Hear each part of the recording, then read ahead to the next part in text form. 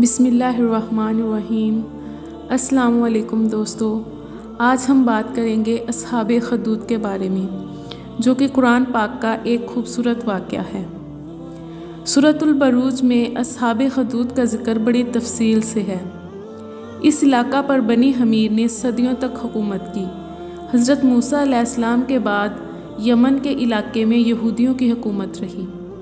ہم کہہ سکتے ہیں کہ اس علاقے کی تاریخ حضرت عیسیٰ علیہ السلام سے 600 سال قبل شروع ہوئی۔ حضرت عیسیٰ علیہ السلام کے 600 سال بعد اصحاب اخدود کا واقعہ پیش آیا۔ اس واقعہ کو تقریباً 2500 سال گزر چکے ہیں۔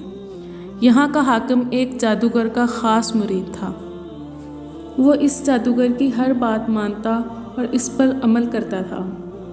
بادشاہ عقیدہ کے اعتبار سے یہودی تھا، مگر اسلام سے اتنا دور تھا کہ اللہ تعالیٰ پر ایمان کھو بیٹھا تھا اور اپنی پوجا شروع کروا دی تھی اور اپنے آپ کو خدا کہلوانے لگا تھا۔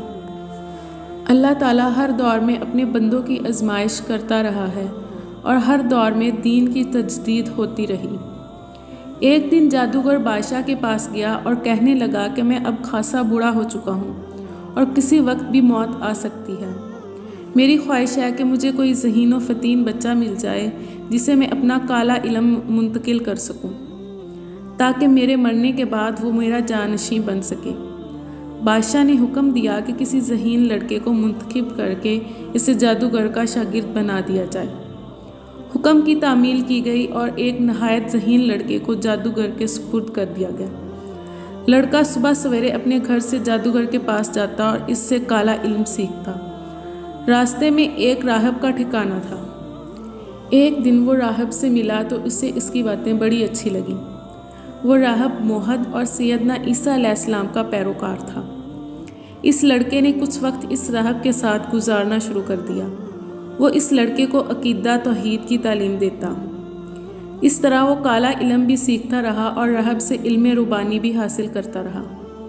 کچھ عرصے بعد اسے یقین ہو گیا کہ جادوگر کا علم شیطان کا راستہ ہے، جبکہ راہب کا راستہ رحمان کا راستہ ہے، اور حقیقتاً یہی صراط مستقیم ہے۔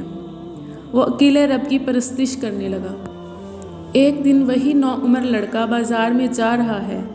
اس نے دیکھا کہ ایک بہت بڑے اور خوفناک جانور نے لوگوں کا راستہ روک رکھا ہے اور لوگ اس کی وجہ سے راستہ عبور نہیں کر سکتے۔ لوگوں کی خاصی تعداد وہاں جمع ہے۔ لڑکے نے دل میں سوچا کہ آج وقت ہے کہ میں دیکھوں گا راہب کا معاملہ جادوگر سے بہتر ہے یا نہیں ہے۔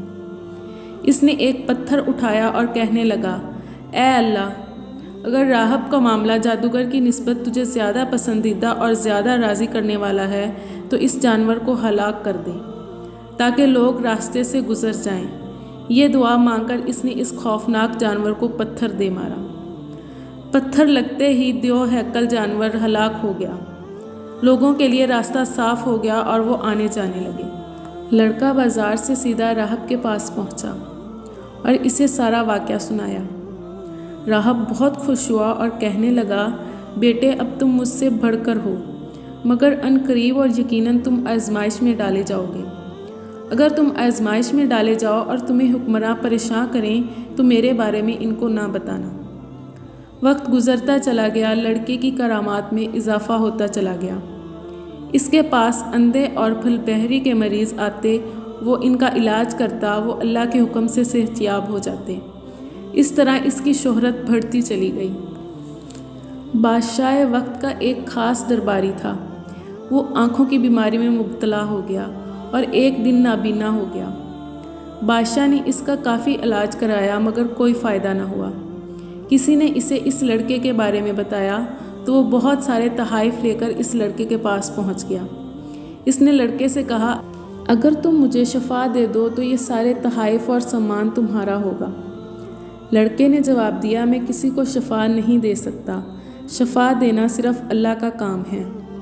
ہاں، اگر تم اللہ پر ایمان لے آؤ تو میں اس سے دعا کرتا ہوں کہ وہ تمہیں بینائی عطا کر دے۔ بادشاہ کا خاص درباری اللہ پر ایمان لے آیا اور اللہ تعالیٰ نے اپنے فضل سے اسے شفا دے دی اور وہ دوبارہ دیکھنے لگا۔ اب وہ دوبارہ بادشاہ کے دربار میں جانے لگا۔ بادشاہ نے جب دیکھا کہ اس کا خاص جانشین دوبارہ دیکھنے لگا ہے تو اس نے اس سے پوچھا کہ تمہاری بینائی کون واپس لایا؟ وہ کہنے لگا میرے رب نے مجھے دوبارہ بینائی عطا کی۔ بادشاہ جو خود کو ہی رب سمجھتا اور کہلواتا تھا گویا ہوا ارے میں نے کب تمہاری بینائی درست کی؟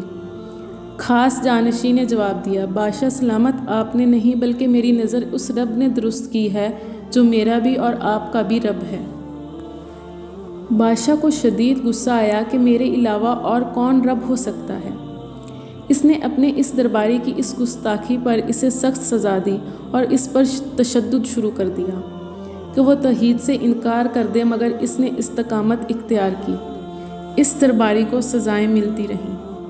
وہ جاننا چاہتے تھے کہ یہ توحید کا سوتا کہاں سے پھوٹا اور آخر کار تشدد کے دوران جانشین خاص نے لڑکے کے بارے میں بادشاہ کو بتا دیا۔